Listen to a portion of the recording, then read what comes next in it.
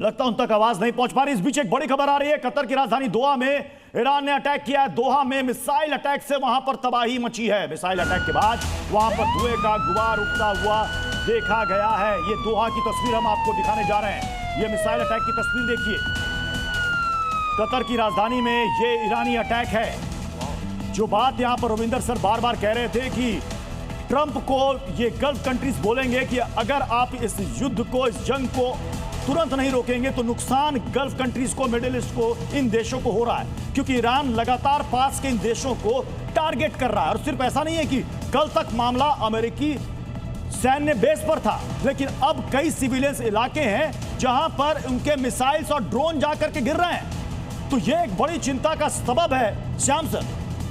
बिल्कुल चिंता का सबब है, बड़ा चैलेंज है अमेरिका के लिए कि कंटेन करे किस तरह से वो, क्योंकि ये सारे के सारे उसके दोस्त हैं और लंबे समय से प्रॉस्पेरिटी के कारण उनके साथ बंधे हुए हैं। और ये यूरोपियन कंट्रीज को, विश्व की इकोनॉमी को और एक तरह से flight information reason, air space close करना, लोगों का फंसना और यूनाइटेड नेशन में गुहार, ये सब उसी का नतीजा है कि ईरान इस चाहता है कि इसको जितना से ज़्यादा डाइवर्जेंट कर सके, साइप्रस जाए, ओमान की खाड़ी जाए और ये 8 गल्फ के कटरी को तंग करता रहे, ताकि ध्यान पूरे वर्ल्ड का यहाँ पे आए। अमेरिका को थोड़ी दिक्कत हो, ये लिवरेज है पूरा का पूरा, ईरान लिवरेज ले रहा है। रमेश पाटीदार सर लगातार जुड़े हुए मिडिल ईस्ट के एक्सपर्ट हैं। रमेश पाटीदार सर, क्या मिडिल ईस्ट, अगर यह जंग 3 से 4 दिन और चलती है और ईरान के लगातार मिसाइल्स वहां पर गिरते हैं, इन कंट्रीज पर, बिजनेस सेंटर्स पर, बुर्ज खलीफा के पास आपने देखा होगा ड्रोन गुजर रहा था, हालांकि उसे नष्ट कर दिया गया, क्या आपको लगता है कि वो कहेंगे ट्रंप से कि अब बस कीजिए, रोक दीजिए, हमें नुकसान हो रहा है?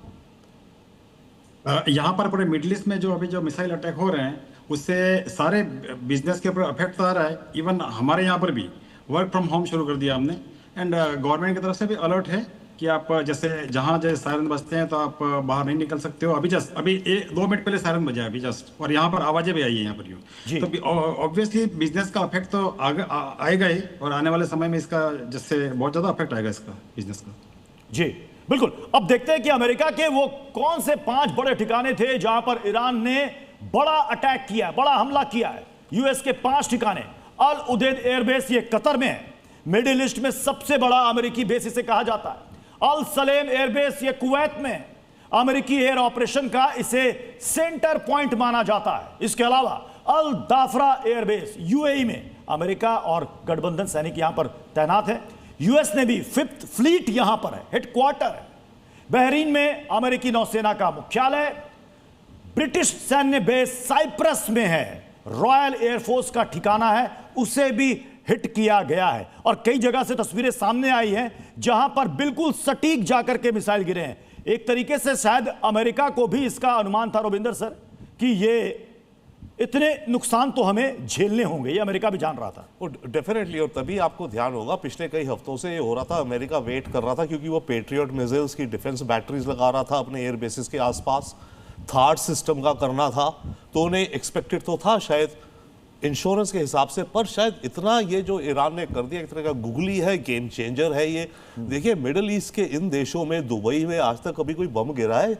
नहीं गिरा, जब से देश पैदा हुए हैं मॉडर्न लाइफ में, कतर में, बहरीन में। लेकिन दुबई में तो सर मिसाइल गिरे, ये मैं कह रहा हूं अभी तक नहीं गिरे थे ना, तो ये मिडिल ईस्ट में पहली बार हो रहा है, हिस्टोरिक हो रहा है ये, और एक नया नॉर्मल सा बन सकता है। कि तभी मैं कह रहा हूं ईरान के पास छोटे मोटे ड्रोन्स की काफी तादाद है, मैन्युफैक्चरिंग भी, अगर वो इसी रास्ते चलता गया, अव्वल तेजी से करे अभी, तो बहुत बड़ा नुकसान होगा। अमेरिकन इंटरेस्ट है, केवल आर्मी बेसिस नहीं, अमेरिकन एम्बेसीज है, अमेरिकन इन्वेस्टमेंट्स है, ट्रंप का इंटरनेशनल होटल है दुबई में, ट्रंप का गोल्फ कोर्स है दुबई में, ऑयल कंपनीज है American, Chevron, Exxon and Phillips, Conoco, उनके अपस्ट्रीम डाउनस्ट्रीम कुवैत में इत्यादि। ये टिपिकल इनके आसपास एयर डिफेंस वो थोड़ी हर एक पे आयरन डोम नहीं होगा ना जी।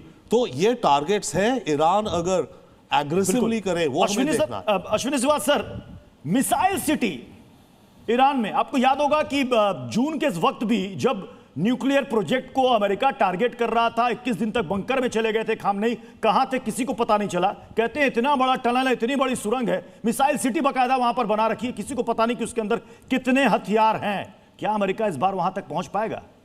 टारगेट तो वही है ना कि सब कुछ मतलब मूल रूप से नाश कर दे। देखो, ये परतूत समझना पड़ेगा। इस बार जब अमेरिका और इजराइल आए हैं तो ये बड़े सोच समझ के आए हैं और इस बार उनकी तैयारी बहुत ज़्यादा है।